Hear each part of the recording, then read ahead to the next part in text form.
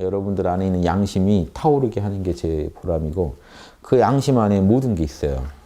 여러분 양심이 답입니다. 그래서 이 양심자리가 우리 에고의 본질이죠.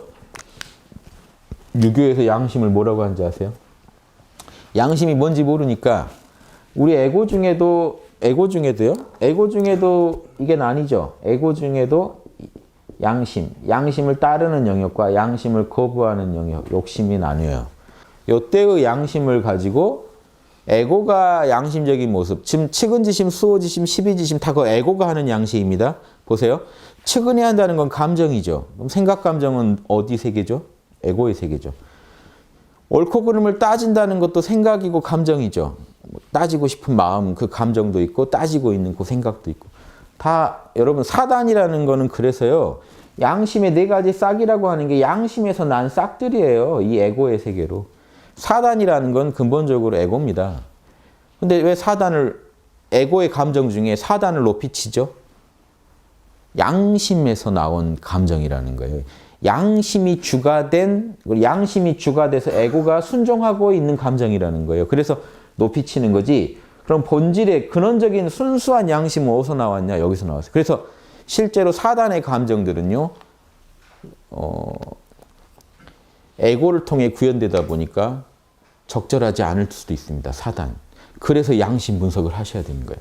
여러분 에고 수준에 따라서 사단은 금방 왜곡돼요. 측은지심이 너무 과해져가지고 금방 문제가 생길 수도 있어요.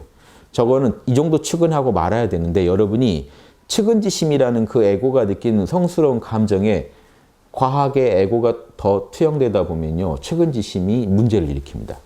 지나친 수호지심이 문제를 일으켜요. 지나치게 자신의 잘못을 뉘우치다가 이제 수치심이 너무 커져서 에고가 괜한 수치심을 갖게 돼요. 자기 존재를 나는 존재가 부끄러운 사람이야까지 가면요. 반성 되게 잘한 것 같은데 멀리 가버린 거예요. 양심이 원하는 반성이 아니에요. 그래서 사단은요. 사단만 믿으셔도 안 되는 거예요. 실제로. 이 사단의 에고가 조작을 못하게 최대한 깨어서 막아주셔야 사단이 제대로 잘합니다. 그래서 양심 분석을 하셔야 되는 거예요. 안 그러면요. 사단에 뭔가 미세하게 치우쳐 있는 것들이요. 여러분도 모르면서 양심인 줄 알고 하게 돼요. 자기가 볼 때 분명히 양심 같거든요. 그래서 조선시대 선비들이 사단에도 중부중이 있다. 적중한 게 있고 적중하지 않은 게 있다. 이 말을 하는 이유가요. 사단 또한 에고의 마음이기 때문에 그래요. 다만 주가 양심이다 보니까 사단에서 잘못된 거는 욕심에서 잘못된 거랑 분명히 다른 차원이죠. 하지만 미세하게 오차가 나다 보면요. 그게 욕심하고 합쳐져서 나중에 큰 문제가 생길 수도 있어요. 그래서 그런 부분도 생각하셔야 돼요. 그래서 이런 양심만 얘기하다 보니까 에고의 문제로 양심을 해석하게 되고 개인마다 다른 것 같고 양심이. 그런데 그 사단을 시킨 그 근본 마음이 있을 거 아니에요. 그 자리가 원래 유교에서는 양심이라는 거예요. 그래서 양심을 풀 때 유교에서 허령, 불매 이렇게 푸는 겁니다. 텅 비어있는데 신령하게 알아차리고 있다는 얘기입니다. 허령은. 불매는 영을 꾸미는 거예요. 그래서 조금 더 어두워지는 법이 없다. 잠을 자건 꿈을 꾸건 항상 의식이 생생하다. 그래서 허령불매. 이걸 양심이래요. 유교 선비들도 다 알았죠. 양심을 참나라 양심이라고 본 거예요. 양심을 제일 강조한 왕陽明이라는 철학자는 양심을 뭐라고 하는지 아세요? 진기. 진기가 뭡니까? 참나. 명나라 때 이미 참나라는 표현을 씁니다. 그리고 불가의 본래 면목이 바로 우리의 양심이다. 불가에서 말한 본래 면목이다. 똑같다라는 걸 유교 선비들도 다 인정했다고. 불교도 여기까지는 똑같다. 불교를 비방하던 선비들이에요, 둘 다. 그런데도 요건 인정한다고요. 다만 불교는 허령불매한 이 자리를 지키는데 너무 집중하고 인의의 제대로 못 닦는다. 이 부분으로 비판했단 말이에요. 이 논리를 그대로 이어받아서 정도전도 이걸 이제 처음에 제대로 주장한 게 주자니까 주자의 이 논리를 그대로 이어받아서 정도전도 불시자편을 쓴 거예요. 그 논리가 다 주자한테서 와요. 근데 주자도 분명히 양심은 허령불매라고 얘기했단 말이에요. 이해되시죠? 그러니까 이 양심이 참나라는 말을 아직도 이렇게 힘들어하시는 분이 계셔서 제가 말씀드립니다. 우리 안에 양심이 있고 에고 중에 이 참나에 물든 마음을 양심이라고 하고 참나랑 상관없이 에고 스스로의 주장을 하는 거를 욕심이라고 우리가 하는 겁니다. 그러니까 욕심 자체도 악은 아니에요. 에고의 주장이라는 거죠. 그런데 이 양심이 50% 이상 못 먹고 욕심이 만약에 50% 이상을 먹어버리면 악을 저지를 수 있습니다. 그래서 욕심 자체는 위태위태하다고 하는 거예요. 양심의 지배를 못 받으면 그때는 이제 이 양심의 지배를 받는 거죠.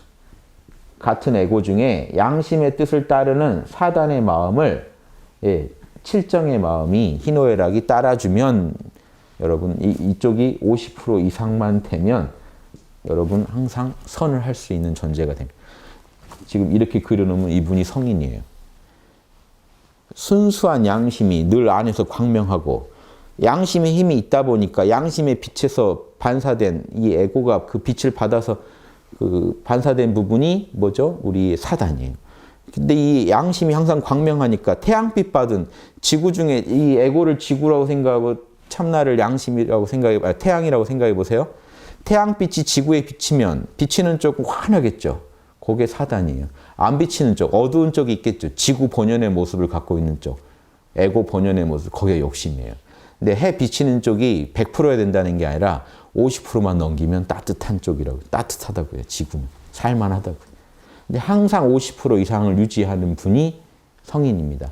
일반인은요, 태양빛이 저것밖에 못 비칠 수도 있다는 거예요.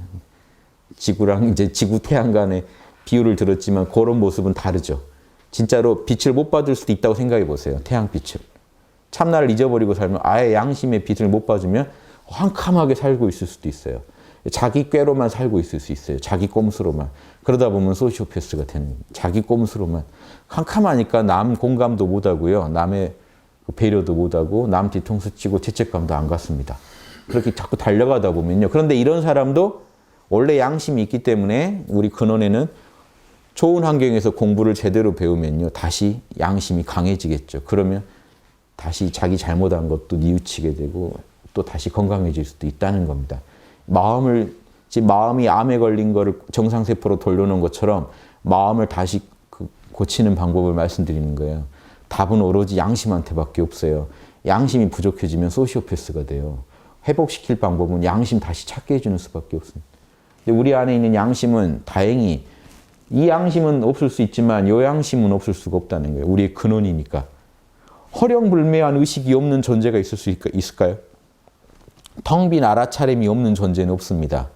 한 생각 일으키면서 다 왜곡돼서 그렇지 근원에는 누구나 이 청정한 자리는요. 시공을 초월한 자리라 아무리 더러운 생각만 하면서 산 사람이라 하더라도 시커먼 사람이라 하더라도 태양 자체는 사라지지 않아요. 태양빛을 받은 부분이 적을 뿐이죠. 빛을 더 많이 받게 해주면 다시 살아난다는 겁니다.